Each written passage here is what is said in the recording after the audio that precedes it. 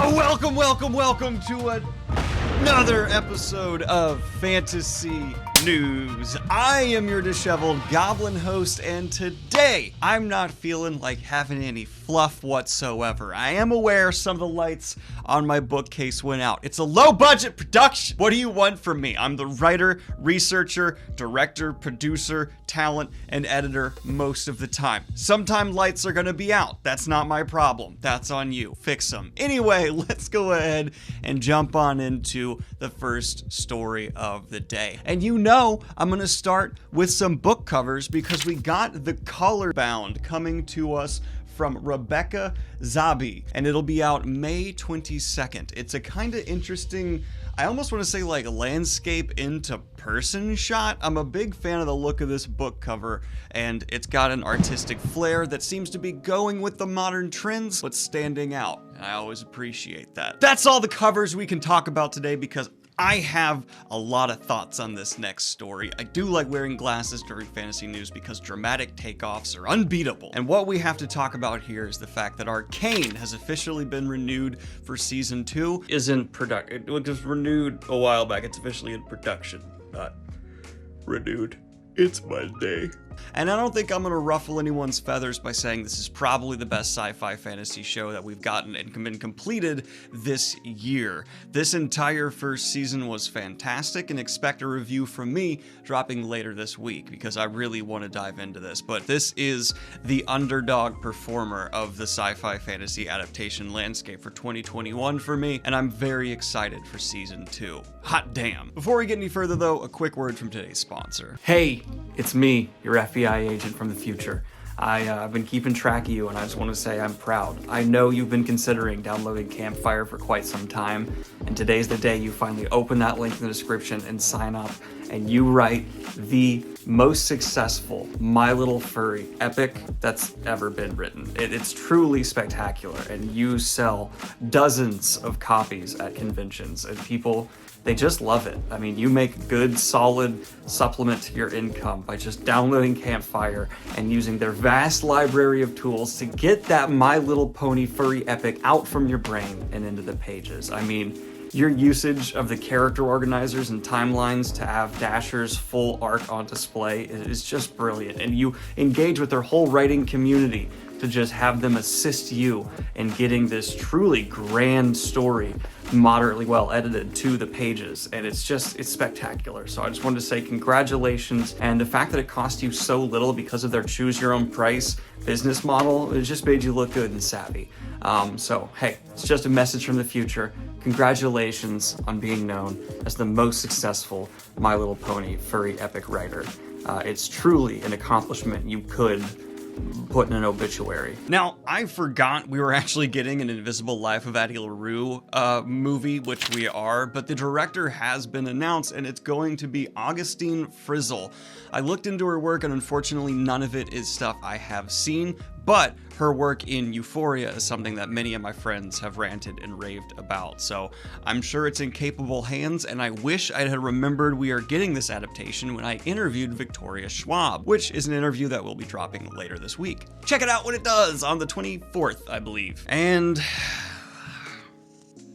okay, let's talk Kojima, because Kojima has officially announced they are opening a new side of their business in LA where they are going to be working on film and show productions. It's the next step. It's the next wave we've seen in all media beginning to overlap, right? We've seen video game companies dabbling more and more in long cinematics and some films before, and now it seems to be just the going trend. I'm sure in the next 5 years we'll get the Call of Duty movie. I don't know. I don't really have as many feelings on this as I thought I would. That's my big takeaway. I was like, I saw this and I was like, oh, I should have a reaction to this. No, it just seemed like an inevitable step, and now it's here. Okay, there'll be some projects that come out of this trend that are great and some that are bad. Speaking of trajectories of Hollywood, we also had the unbelievably creatively bankrupt news that we are getting live-action TV shows for 2 beloved Ridley Scott franchises. Both the Alien and Blade Runner universe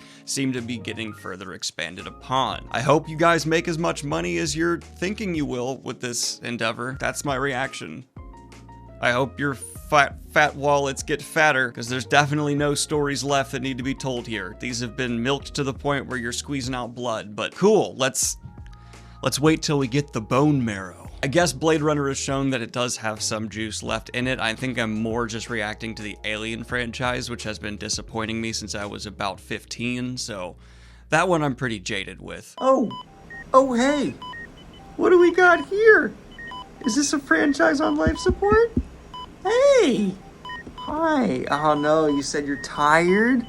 You've had too many adaptations. Oh, I get it. Yeah, that's a lot of movies. It's a lot of movies, a few video games too. You've had a resume. Oh, you think they need a break? No, not even 5 years. No, there is money to be made still in these IPs here. So what we're gonna do is a live action TV show, because that's trendy right now. I'd like a couple more video games, and give me an animated show we're gonna underfund and, just squeeze out every drop we can. Don't worry, little buddy. You've got plenty of work left to do for me. Hey, what? No. Get an artificial heart in here. Get an artificial heart. But no, let's get excited again, because we have a new One Piece film announced titled One Piece Red. A lot of fans are speculating this will be focusing on the beloved character of the red-headed Shanks, due to the fact that, it's called Red, and we also have the I'm talking about. They got the thing. There's the thing. That was not a dramatic takeoff, but it was a takeoff. I get creative here. Follow, keep up, And the main reason I'm covering this is, one, because obviously One Piece, duh. But in addition to that, I will be, after I catch up with the manga, reviewing many of the One Piece films, and let me know which ones I should start with in the comments down below. Don't tell me which ones are best, because I want to get through them all, the good and the bad. But which ones do you want to see me get into first? Or should I just go chronologically? I don't know. Let me know. And I will hit on one more, alright, you got me, piece of news. And that is that the live-action Netflix show has cast Uncle Iroh. And the iconic character looks to be played by...